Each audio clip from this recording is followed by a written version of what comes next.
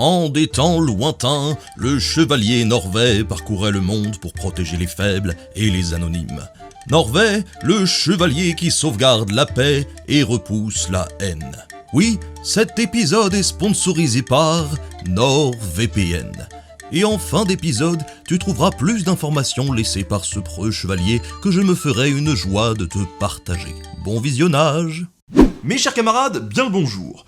On peut avoir une mort badass alors que tout le monde est persuadé qu'on est trop une poule mouillée pour ne jamais en avoir une. C'est typiquement l'histoire d'Étienne de Blois. Non, pas le roi qui louche.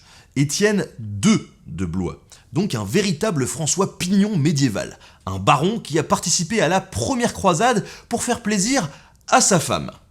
2 fois. Et ouais. Depuis le IIIe siècle, les chrétiens d'Orient et d'Occident ont pris l'habitude de faire des pèlerinages. Le plus important, évidemment, redécouvert par Hélène, la mère de l'empereur Constantin, est le Saint-Sépulcre à Jérusalem. Le tombeau où a été déposé le corps du Christ avant sa résurrection. Le pèlerinage y va donc bon train, d'autant plus que Jérusalem est alors byzantine. Même son invasion par les Arabes musulmans entre 635 et 638 n'interrompt pas le flux des pèlerins. L'occupation musulmane n'est en effet pas un problème pour les pèlerins, et ce pendant plusieurs siècles. À 2 ou 3 exceptions près, comme les tribus bédouines attaquant les convois, ou le calife Fatimide al-Hakim, un peu dérangé, qui va faire détruire le Saint-Sépulcre. Avant de le refaire construire. En revanche, le vrai problème, c'est que la géopolitique locale vire très vite à la pagaille, notamment avec l'invasion de la Syrie et de la Palestine par les Seljoukides au Xe et XIe siècle.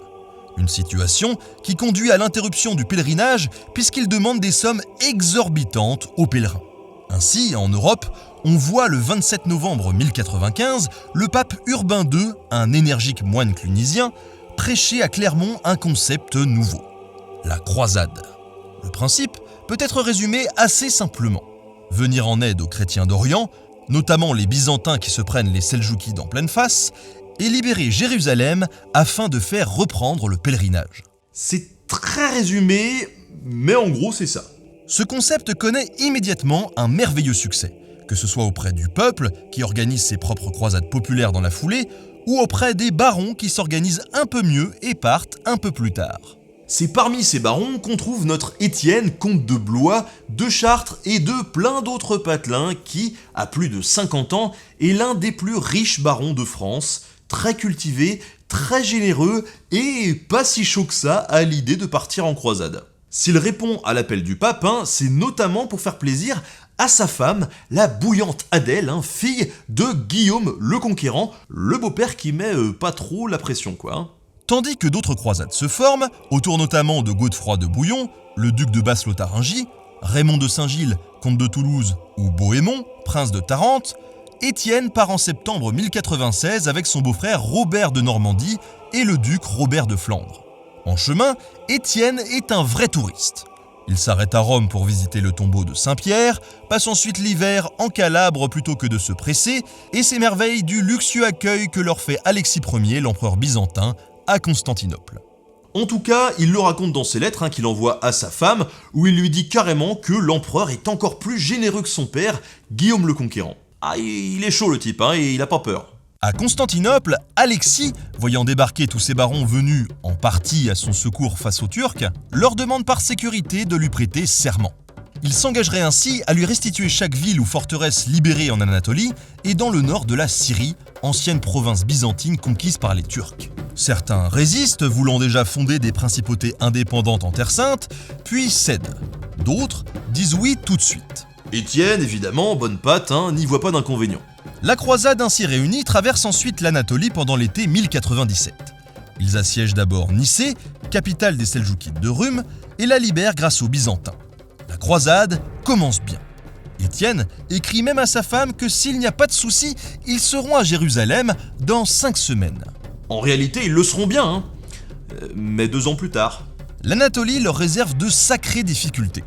Ils affrontent une coalition turque à Dorilé, mais surtout souffrent de la faim, de la soif et de la chaleur. C'est donc avec soulagement qu'ils arrivent au nord de la Syrie en octobre 1097 et qu'ils commencent à assiéger la formidable ville d'Antioche, clé de la voie vers Jérusalem. Pourtant, si vous me passez l'expression, ce n'est que le début de leurs emmerdes. Antioche est en effet une énorme ville puissamment fortifiée et bien défendue par les Turcs. Les croisés ne sont même pas assez nombreux pour l'assiéger entièrement, mais c'est pourtant ce qu'ils font. Autant vous dire que le siège est un gruyère qui va durer 7 mois et sera un enfer pour eux. Renfort ennemi inattendu, inefficacité du siège, manque cruel de nourriture, désertion, épidémie et en plus de tout ça, la pluie et le froid. Étienne, dans ses cartes postales, se plaint carrément que la Syrie, c'est pas aussi chaud qu'on le dit. Tout va donc mal pour les croisés, dont en plus les chefs se chamaillent quant au sort d'Antioche. En effet, qui la possédera ? Leur serment veut qu'elle revienne à Alexis Ier, qui en échange a promis de les rejoindre avec une armée et de descendre avec eux à Jérusalem. D'autres, comme Bohémond, la veulent pour eux, rappelant que les Byzantins ne les ont guère aidés, ce qui est plutôt de mauvaise foi, et ne semblent pas venir à leur secours avec l'armée promise. Mais la ville, elle, tient bon. Et pire encore, en mai 1998, on apprend que l'Atabek de Mossoul, un certain Kir Boga, arrive avec une énorme armée pour les massacrer. Cumulé avec le reste, ça achève de démoraliser les croisés, qui fuient de plus en plus vers les ports de la côte qu'ils ont occupés pour ensuite rentrer en Europe. D'autres, malades, reculent simplement vers ces mêmes ports pour s'y reposer avant de reprendre le siège. On a une trace d'Étienne, par exemple, qui annonce le 2 juin qu'il est malade et qu'il se retire avec son armée vers Alexandrette. Déserteur ou vraiment malade, ça, on ne le saura jamais. Car le soir même, les croisés entrent dans Antioche grâce à la trahison d'un officier arménien soudoyé par Bohémond. Bonne nouvelle, hein sauf que dès le lendemain, les troupes de Kir Boga assiègent à leur tour la ville. Mauvaise nouvelle, comme quoi tout est une histoire de timing. Étienne, vaillant, s'approche discrètement de la ville le 5 juin pour voir ce qu'il peut faire pour ses potes croisés. Mais en voyant l'immensité des troupes turques, pas fou, il recule. Et pour ça, tous les chroniqueurs l'ont traité de lâche. Et j'ai envie de vous dire, c'est pas pour prendre la défense du pauvre Étienne, mais vous auriez fait quoi vous ? Le problème dans tout ça, c'est en fait la suite de l'aventure et la confusion qui va en découler. Sur le chemin du retour, avec d'autres véritables déserteurs ayant réussi à fuir Antioche assiégée, il croise Alexis Ier venu honorer sa promesse avec son armée. Étienne, toujours honnête, lui dit ce qu'il pense. À l'heure qu'il est, Antioche doit être turque à nouveau, et la croisade bel et bien massacrée. Alexis lui fait confiance et rentre donc à Constantinople avec Étienne. On ne le pardonnera jamais, ni à l'un, ni à l'autre. Car contre toute attente, la croisade défait Kir Boga. Antioche demeure à Bohémond et les autres descendent vers Jérusalem qu'il libère 1 an plus tard, le 15 juillet 1099. Ah ça, on l'avait pas vu venir, hein. Étienne, qui s'est tapé tout le chemin du retour jusqu'à chez lui, retrouve sa femme furieuse. Elle a épousé un lâche qui non seulement a foutu ses copains dans la mouise, mais en plus n'a même pas honoré son vœu de croisée. Autant vous dire qu'il n'y a aucun moyen d'argumenter, hein. Il doit repartir illico presto en Terre Sainte. Or justement, même si Jérusalem est prise, gouvernée par Godefroy de Bouillon, puis par son jeune frère ambitieux Baudouin qui prend le titre de roi de Jérusalem, les renforts seraient les bienvenus. Entourés d'innombrables ennemis, les croisés ne sont qu'une poignée, d'autant plus que la plupart sont rentrés au pays. D'autres croisades s'ébranlent donc en 1100 et 1101 pour aller soutenir la création de ce que l'on appelle les États latins d'Orient. C'est évidemment à eux que se joint Étienne au printemps 1101, enguirlandé par sa femme. Il arrive à nouveau à Constantinople, où il retrouve par hasard Raymond de Saint-Gilles, et ensemble, ils guident la croisade à travers l'Anatolie. Suivant malgré eux la volonté populaire d'aller sauver Bohémond alors prisonnier des Turcs, ils s'égarent vers le nord-est de l'Anatolie et s'y font décimer. Ils réussissent à rentrer à Constantinople, d'où cette fois-ci, ils partent en bateau pour Antioche. Pas question pour Étienne de rentrer chez sa femme sans avoir vu Jérusalem. Arrivé à Antioche début 1102, après quelques péripéties, il descend vers le sud, aide son compagnon Raymond de Saint-Gilles à assiéger un port, puis est finalement accueilli par le roi Baudouin Ier. Il passe Pâques à Jérusalem, honorant ses vœux, et s'apprête enfin à rentrer la conscience tranquille, prêt à rendre sa femme fière de lui. Il embarque donc sur un navire qui s'échoue sur la côte. Et ça, c'est vraiment pas de bol. Dans le même temps, on apprend à Baudouin Ier l'arrivée d'une armée fatimide. Les Fatimides étant des musulmans chiites régnant sur l'Égypte et autrefois la Palestine, dont Jérusalem, qu'ils veulent récupérer. Pourtant bon tacticien d'ordinaire, Baudouin y va cette fois-ci totalement à l'arrache. Pensant qu'en face il n'y aura qu'un millier d'hommes, il n'envoie pas d'éclaireurs et prend avec lui 500 cavaliers, dont 200 chevaliers. Parmi eux, Étienne essaye de suggérer à Baudouin que cette attaque est peut-être un poil mal organisée. Mais vu sa réputation de lâche, Baudouin lui dit de la boucler. Ce qui est plutôt dommage, puisque en face, ils ne sont pas 1000, mais 20 000. Autant dire que, ils dérouillent. Baudouin et ses chevaliers se réfugient in extremis dans le petit bled de Ramla, sans muraille, avec une petite tour indéfendable à la tombée du jour. La situation est désespérée.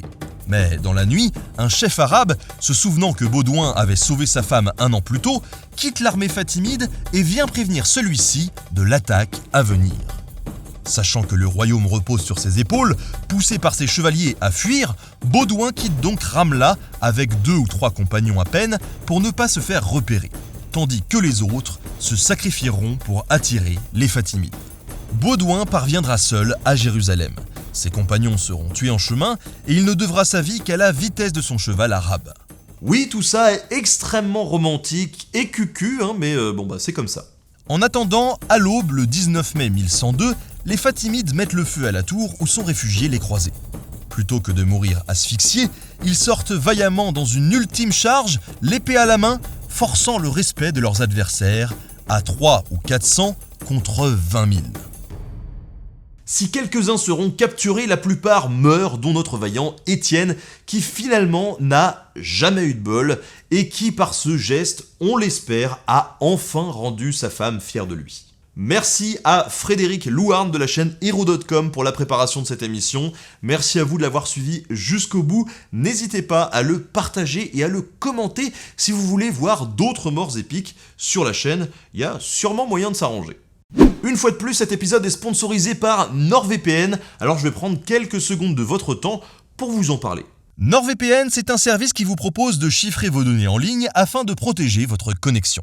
Ça évite qu'on vous pirate facilement, ça vous permet d'accéder à des contenus qui ne sont pas dispo dans votre pays, et c'est dispo sur toutes les plateformes. En gros, ça permet vraiment d'être peinard quand, comme moi, on fait des recherches qui impliquent les termes morts et épiques sur des sites un peu obscurs pour aller trouver des belles images. Et vu que NordVPN soutiennent l'émission en me sponsorisant pour que j'en parle, ils vous offrent une réduction de 70% si vous vous engagez pendant 3 ans avec eux. En gros, ça vous revient à 3,17€ par mois et en plus, vous avez 30 jours pour tester le truc et vous faire rembourser si ça ne vous plaît pas. Pour bénéficier de l'offre, rendez-vous sur nordvpn.com/notabene ou rentrez le code notabene sur leur site. Je vous ai mis les liens en description, il n'y a plus qu'à cliquer. Sur ce, je vous souhaite à tous de bonnes aventures sur le net. À la prochaine.